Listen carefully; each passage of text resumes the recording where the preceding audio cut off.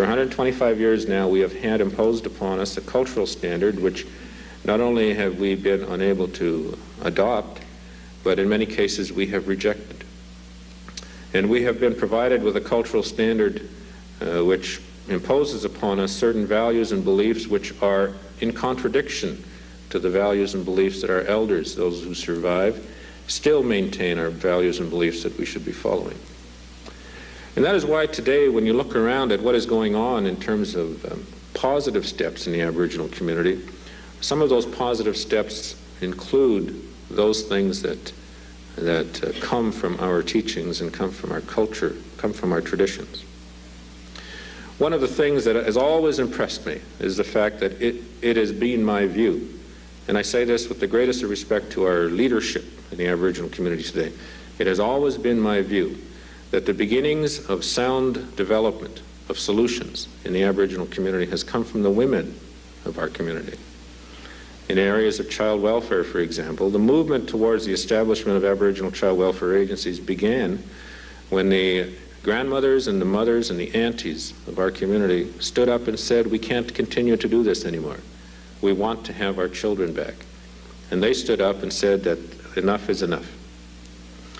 And in many of our communities, the solutions that are developing in terms of how to deal with crime in our communities are coming because the women of our community are continuing to stand up and say that we have to do something about this. Our men are impaired, quite frankly. We are impaired by that long history of the way things have been done to us. We are impaired in our ability to appreciate our women. We are impaired in our ability to function as fathers and as uncles to our nieces and nephews. We are impaired in our ability to be grandfathers.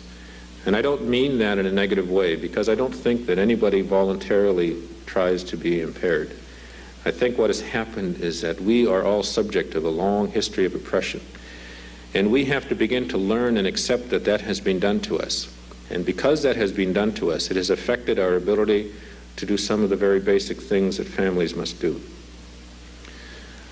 Even those of us who have not been the subject of residential school policies are impaired by that policy. And I say that because I used to feel, I used to have a feeling of, I'm not quite sure what to call it, but that I had not been sent to any residential schools in my youth. And I used to think that I had escaped the results of that. But the reality is that I had not, because my father and my mother had gone to those schools, and my grandparents on both sides went to those schools, and they were impaired by what happened to them. And what I have learned in life as a father, I learned from my grandfather. What I have learned in life as a son, I picked up from other sons. What I have learned in life as a man, I have learned from other males in my community. And I have had a lot of relearning to do because, quite frankly, the models that I had as I was growing up were models who had learned those things that had been taught to them and taught to their parents through that system. One of the very basic things that we have to learn, quite frankly, is we have to learn as men how to respect our women. We have to learn as fathers how to respect our daughters.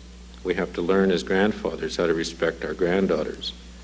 That's something that we as men are challenged to do. And in my view, we can only do that if we effectively learn what it is that our teachings have to say about our communities. We can only do it if we as men learn about what it is that our culture has to say about our role as men and about our wives and our daughters and our sisters' roles as women. And we have to accept that what we have been taught in the past and what we have come to believe has not been good and has been wrong. But I say all of that because it's not just us in the Aboriginal community who have to learn those things and accept those things, but it's also you in the non-Aboriginal community who have some things to learn too. Because as much as we have been impacted by those policies, you have been as well. Because it has been your ancestors, your grandfathers and your grandmothers who put those policies into place. It was your grandfathers and your grandmothers who believed in the things that were the basis for those actions. And those beliefs were passed on to you in some way. And you have to acknowledge that. And by acknowledging it doesn't mean that you have to accept it. You simply have to acknowledge that in turn you have some growth that you have to experience. And the society that we are not yet part of has some growing to do as well. And I say all of that not because I want anyone to feel guilty about this. In my profession, of course, guilt is important, but in this discussion, guilt is irrelevant. In this discussion, guilt is not the issue. What is important is acknowledgement that we have done this, and this has been done to us.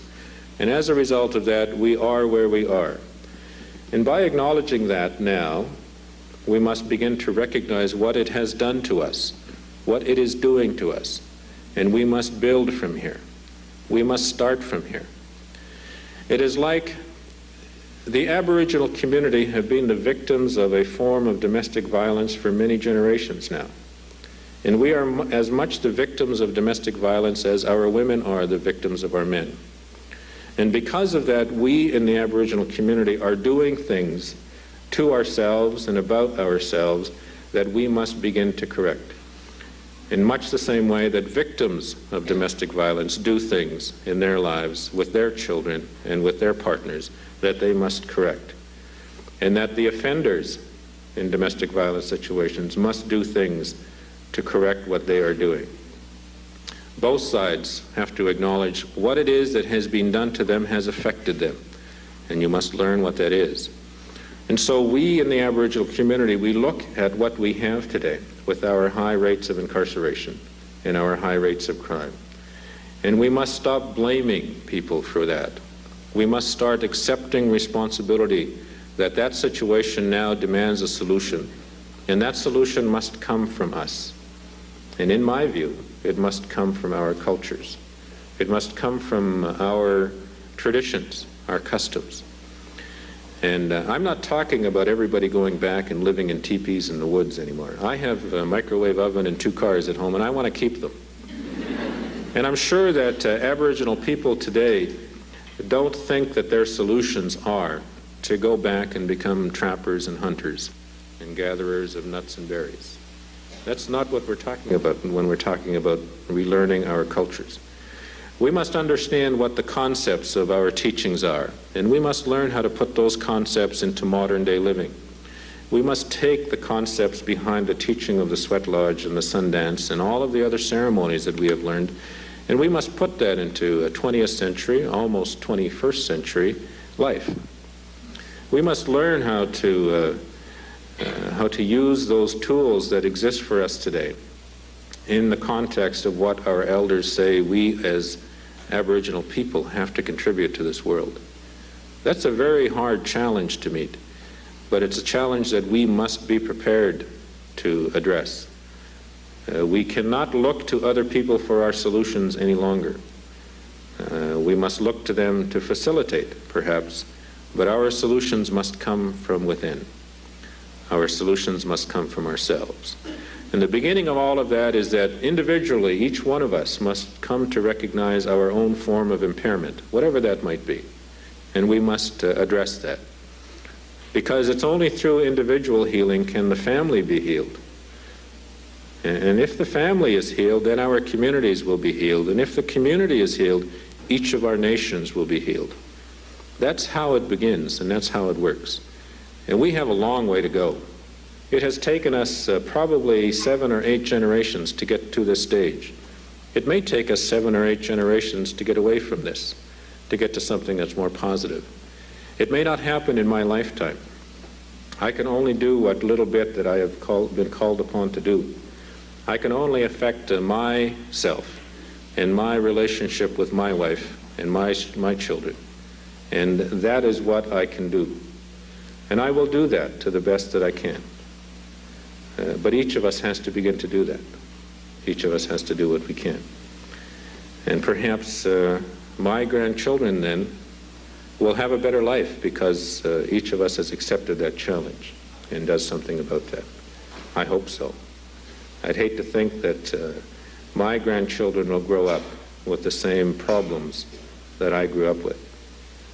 But if we do a little bit, if we do what we can, then that won't happen. I want to thank you for letting me spend this time with you. I appreciate that you have a lot of work to do. I've seen your agenda. You're all going to be worked hard today. And you can blame Sid Frankel and Jane Ursel for that.